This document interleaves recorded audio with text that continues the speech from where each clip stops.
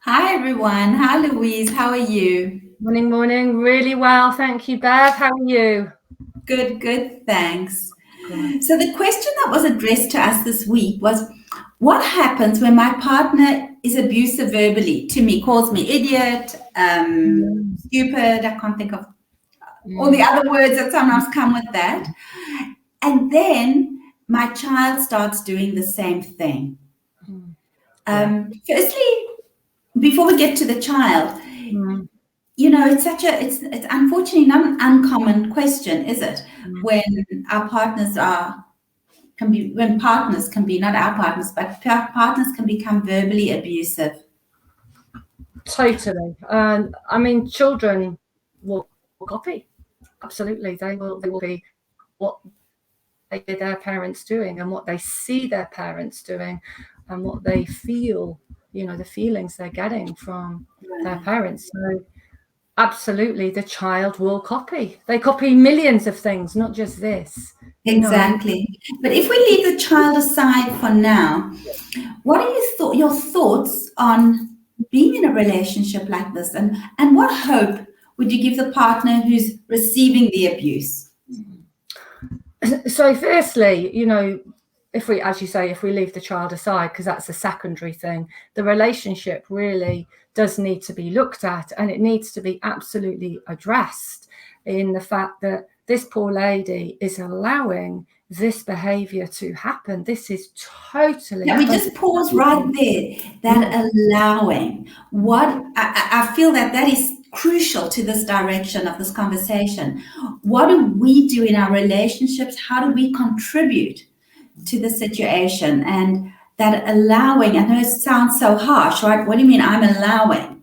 Mm, mm. But I feel so. I'd like to hear what you say Yeah, about that because I think it's the core point here. absolutely. So if we just backtrack a little bit, and the deep core of why this is happening is perhaps because you feel those feelings yourself at some level, and those feelings are actually being exuded out of your consciousness, out into the open field here, and connecting and making it your reality. So that's when we own these emotions here. How does this make me feel? Right? Excuse me. That is the first step. And secondly, you are allowing this person to speak to you in this way. Absolutely. If someone is not allowed to speak to you in that way, use that type of language, it will not happen.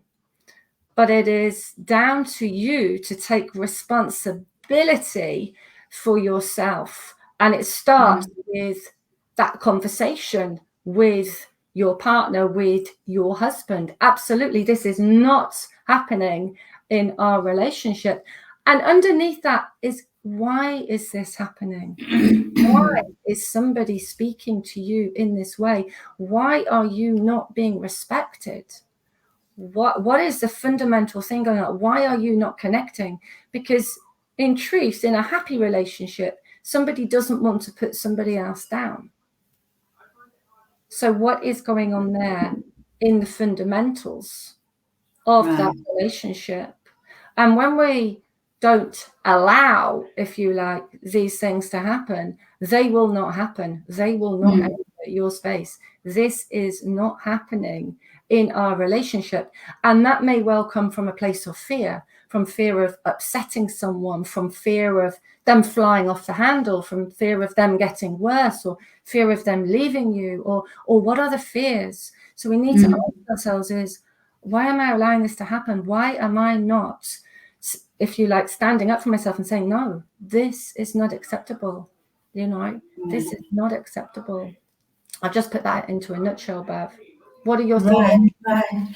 And what I feel that it's so subtle, the contracts we have between each other, that I urge people who are in this agreement to seek out the help of someone like you, Louise, where you can look at what was our initial contract.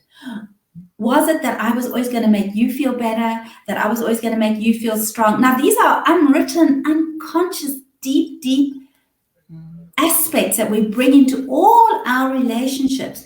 What was my agreement that I was going to be able to heal you?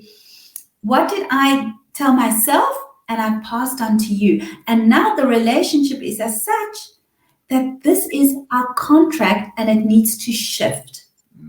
And what I often tell people who are in abusive relationships, if they want to work with me, they have to commit firstly that for 6 weeks there's not going to be any abusive behavior. They can break a plate, they can smash their hand into a wall, but the abusive behavior has to stop so that we can examine other ways of seeing how we can communicate. And I've seen that's so helpful. Because it has to stop immediately. I cannot work with anybody who's being abusive. That's it. It's the bottom line. I take sides when I work with couples. And I urge people to turn to somebody to highlight what's actually going on. Because as you said, we both contribute to a relationship. It's not blaming the one person and the other person's the innocent. But very often there is a victim and an abuser, or a pursuer and a retreater. There are those roles. And it takes someone else to hold that space and highlight it, even if it sounds unkind. And I'm so pleased you brought up that allowing, because I think it can sound so harsh. What do you mean I allow it? And then from there, of course, there's the bubbling over into the rest of the family where the child picks it up, that this is an acceptable way to speak to a parent. Absolutely. So there's that whole other element that the contract is spilling over. For good and for bad. I'm absolutely so with you, Bev. And it's extremely difficult to do by yourself because apart from anything, you cannot see the picture, especially when you're deep in that emotion. It is very, very difficult to see. And so, as Bev says, we need to go back to the beginning as to why you two came together. What were your expectations? How did the relationship start in the first place? And that shift has to take place. It has to be absolutely 100% fundamental that this behavior cannot continue. I mean, if this behavior is allowed to continue, things will get worse.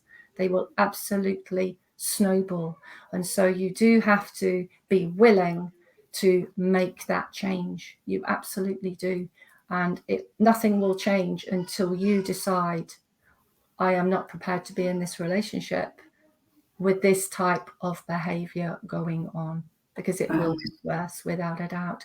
And it will become much more difficult for your child to unravel and unlearn this, because what she's learning as well is this type of abusive behavior. She's learning how to speak to others in this way. She's learning this is how you communicate with others. And so, especially with those we love, this is acceptable way of communicating with someone we love deeply. Exactly. So it is. If you were to send, pardon? I just think it's really important to address this right now. It isn't something that we leave. What would you offer someone who came, one idea, somebody who came as that was her presenting problem? What's the first thing? If she came to me? Yes. And without the partner, if she came to me because she wanted to make some changes within that relationship. Yes. Yeah. It's to really focus in on yourself. Take your focus away from him. Focus in on yourself. What is it you need? That confidence. What is it you need? That boost of self-esteem in order to, it's just really like standing up for yourself and speaking those words that this is not acceptable. Our relationship needs to change. We need to look at the dynamics. We need to look at how we communicate, how we connect, this sense of belonging, because he won't have that either, or he, she, your partner, husband, they will not have that, what they're looking for. They're not connecting with you. They actually don't really want to behave in this way. This is just something that has developed. And so it's up to you to highlight this, that this really is not acceptable. Right. And so what is it right now that's confident enough in order to highlight the problems that are going on right now? And that next step could be seeking some help. It could be, exploring this with somebody else for sure. Right. And I would offer, just as an end point, that if you're sitting with this, it's okay to go for help by yourself, to first present the problem to somebody. You don't have to pull your partner along with you if that's causing more strife and more upset. Don't feel that you have to give up if he doesn't or she doesn't want to come along with you. Seek help today. Pick up the phone and make an appointment to speak to someone today. Louise, thank you so much. I think this was another great conversation, and I hope it was helpful. Thank you, Bev. And yes, I just want to reiterate that. Do something today. And most of the people I see, even in couples counselling, they do mostly come to me first by themselves, and then, you know, the husband or partner will follow on or not follow on. But at least that person is in a very, very different place in order to address the situation that they are in. But it is imperative that you do seek help and you do not allow this to continue. Absolutely. It will get worse. So thank you, Beth. Thank you. It's always lovely to have your wonderful perspective on these topics that are so important, and so many of us are going through as well. So I very much look forward to another conversation. I think we'll be next Sunday, same time, 8 a.m. UK time. Wonderful. Fabulous. Thank you. Thank you, Bev. Take care. Bye-bye, everybody. Thanks for listening.